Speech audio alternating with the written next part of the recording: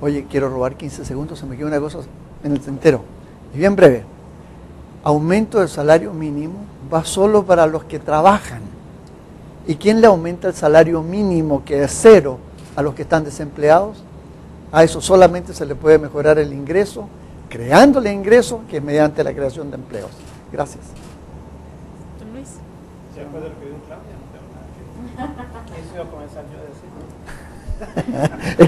es que sabía que lo ibas a decir por eso.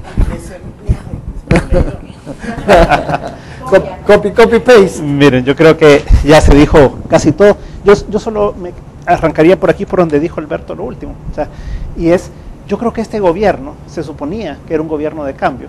Se suponía que era un gobierno que iba a hacer las cosas diferentes, que iba a haber más consensos, que iba a haber más diálogo, realmente que no iba a haber monólogos y que no iba a haber imposiciones como las que hubo en los gobiernos anteriores. Pero estos tres ejemplos son claramente imposiciones de parte del gobierno. Viene y arbitrariamente decide incrementarse el sueldo de ellos, ¿verdad? Porque los diputados se incrementan los sueldos para sí y para sus empleados o compañeros, y para el resto del sector público, todos son empleados del gobierno y que viven todos de los impuestos que nosotros pagamos ahora y de los impuestos que vamos a tener que pagar después por todo lo que ellos están aprobando de préstamos aquí, pero a diestra y siniestra, ¿verdad?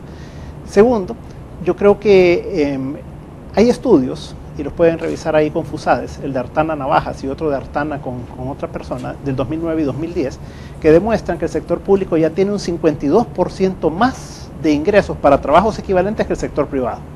O sea, los mejor pagados en el país para trabajos equivalentes son los empleados públicos. Y lo que hacen ahora es que achatan más la pirámide. Lo que hacen es que le suben más el sueldo a un grupo muy pequeño de gentes, a $300. Porque al final son muy poquitos los que ganan abajo de $300 en el sector público. ¿Y qué es lo que hacen? Mandan el mensaje al sector privado de que el mínimo debería ser 300 y que debería ser parejo para todo. En el sector público no se debería hacer, pero se puede hacer los incrementos así de impuestos, porque se requiere un decreto y que haya préstamos o más impuestos para pagarlos. En el sector privado no funciona así. En el sector privado hay que competir y hay que tener precios que compitan con los demás, no solo en el país, sino en el extranjero.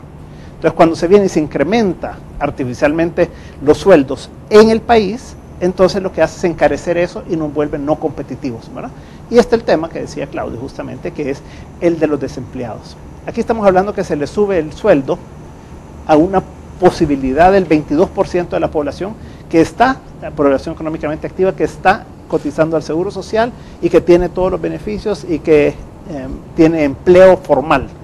El resto de la población, cerca del 80% de la población restante, o no tiene trabajo o está subempleado y tiene sueldos muy debajo de esto que no aplica a eso, ¿verdad? Entonces, yo solo haría la reflexión de que el querer seguir imponiendo cosas de esta manera, lo que va a llevar es a más desempleo, ¿verdad?, y a mayor pobreza, y después los efectos que ya todos hablaron, va a haber incrementos de precios o incrementos de impuestos, ¿verdad?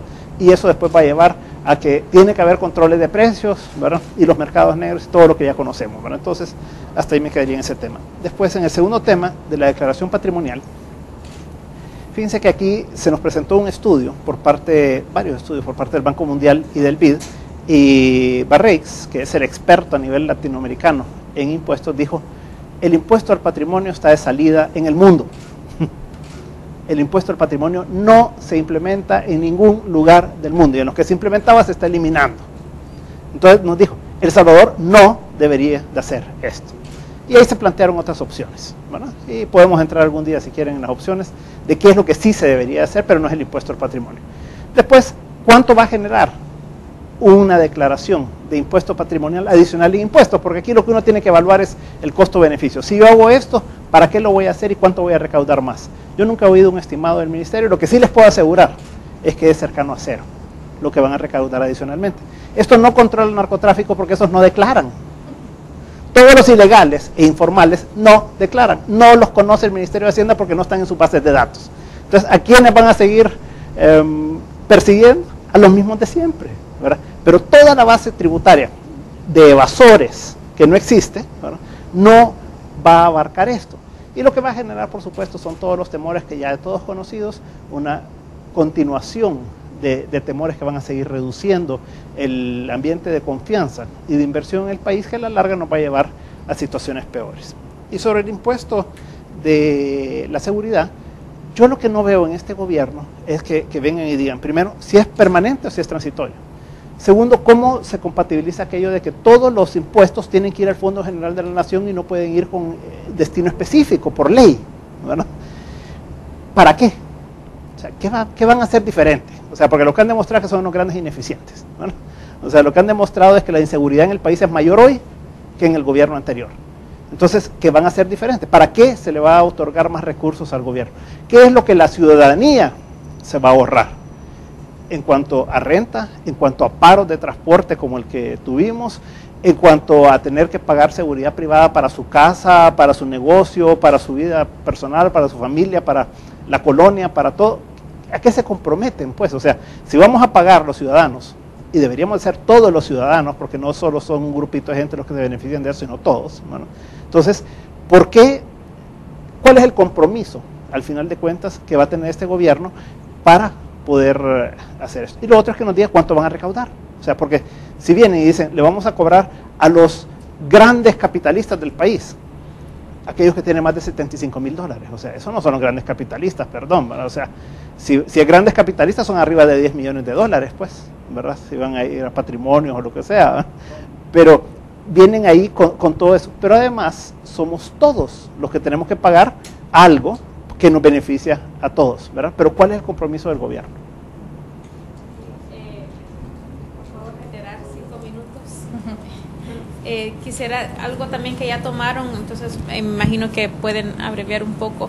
¿Qué lectura le dan ustedes a los niveles de endeudamiento que está teniendo el país, todos los créditos que se están otorgando? Y también lo de la reforma tributaria, lo que ya se había hablado, que ha recaudado menos.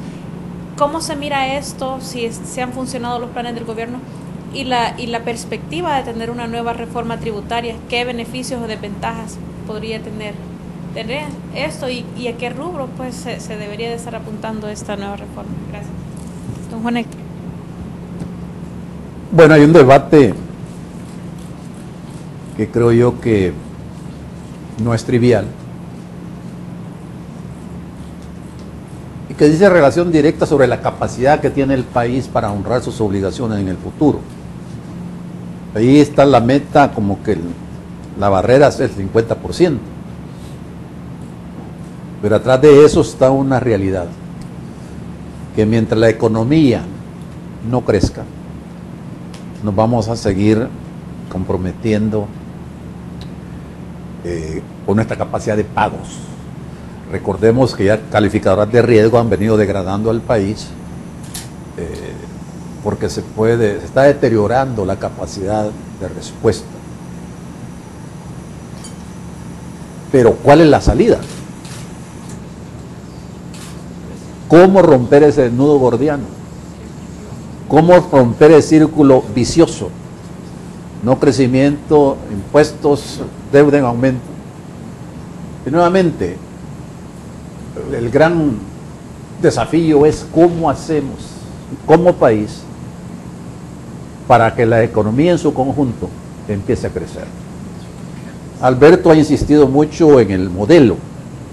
Yo, francamente, que no creo que el modelo haya fracasado. Lo digo claramente en mi libro. Lo que ha fracasado es la gestión del modelo económico.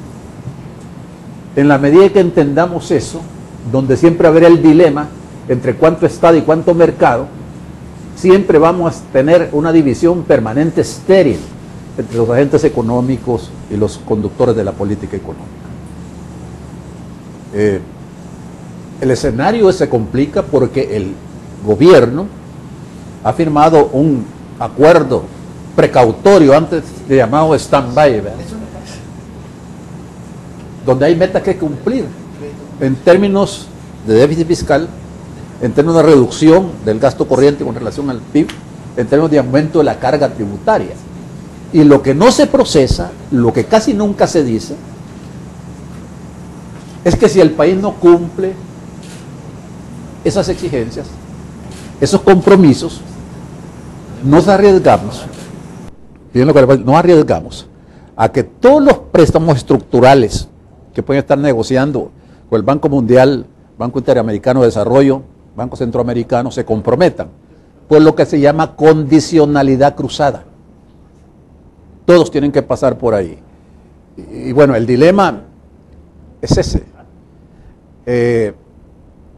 Creo yo que nuevamente el tema está, y quisiera invocar en esta reflexión final, si hay una instancia establecida, de hay sectores importantes, como gobierno, empresa privada, que es el Consejo Económico y Social, allí deberían de discutirse todos estos temas, antes de darle mucho volumen a problemas que seguramente son solucionables, pero que no mandan un mensaje cuando abiertamente, bueno, esa es parte de la dinámica social en una sociedad democrática en transición, la crítica social, pero a veces se le da demasiado volumen cuando ven la empresa privada, en vocería del presidente y el vicepresidente, ya no hay problema con la declaración del patrimonio, ya está bueno, una decisión tomada.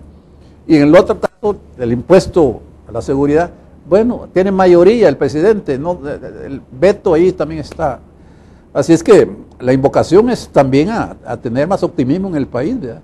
Y a reconocer que tenemos una base moral que podemos utilizar para llegar a fórmulas de consenso, ya que claro, no le gusta el pacto, pues sí, fórmulas de consenso que realmente vayan moderando los excesos de todos los sectores que siempre están a la cacería de posicionamientos para hacer complicar las cosas o para llevar agua a su molino.